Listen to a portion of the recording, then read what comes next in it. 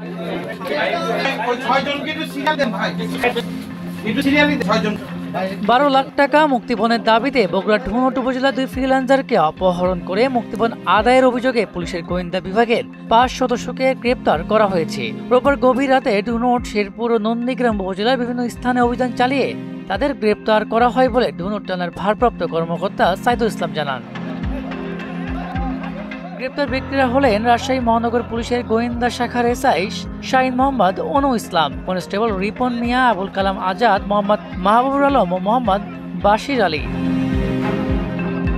ভুক্তভোগী ফ্রিল্যান্সার রাব্বি জানান, একই এলাকার পুলিশ কনস্টেবল আব্দুল ওয়াহাব তার সহকর্মীদের সঙ্গে পরিকল্পনা করে মোটা অঙ্কের টাকার লোভে তাদের 2 ভাইকে গভীর রাতে আটক করে, এমনকি টাকা না দিলে তাদেরকে হত্যা করে গুম করার হুমকিও দেওয়া হয়।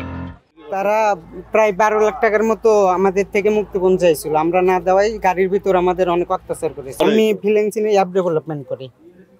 মোটামুটি মানুষ মাসে ভালো একটা প্রফিট আসে। আপনার এটা বাইরের দেশে হচ্ছে আমাদের ভাইয়ার যারা অর্ডার দেয়, যদি অর্ডার দেয় ওই হিসাবে আমরা তাদের অ্যাপ তৈরি করে দেই।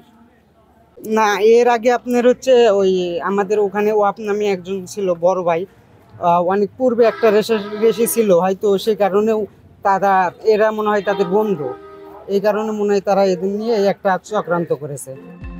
এদিকে ঘটনায় কুন্ডারহাট হাইওয়ে পুলিশ ফাঁড়ির ইনচার্জ মানোয়ারুজ্জামান জানান, তারা রাতের টহলের সময় খবর পায় একদল ব্যক্তি পুলিশ পরিচয় দিয়ে মুক্তিপণ আদায় করছে। তাদের গতিবিধি সন্দেহজনক মনে হলে অভিযান চালিয়ে তাদের গ্রেপ্তার করা হয় বলেও জানান পুলিশের এই কর্মকর্তা।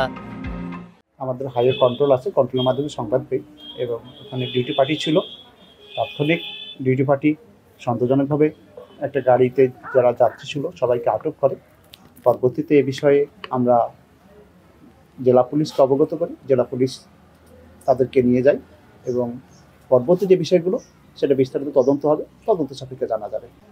আমরা ড্রাইভার সহকারে 6 জন পেয়েছি। তাদের ডিটেলস হয়তো বা জেলা পুলিশের হয়তো বা তারা করবেন, আমরা 6 জনকে পেয়েছি, 6 জনকে তাদের পেয়েছি। 5 জন আরএমপি সদস্য, পুলিশ সদস্য এবং 1 জন সিভিল ড্রাইভার।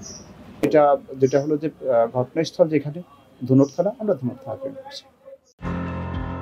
এ সময় অপহরণকারী পুলিশের বিরুদ্ধে মামলা হয়েছে বলেও জানান ধুনট থানার ভারপ্রাপ্ত কর্মকর্তা সাইদুল ইসলাম। মিসবাহ রহমান, মোহনা ডিজিটাল।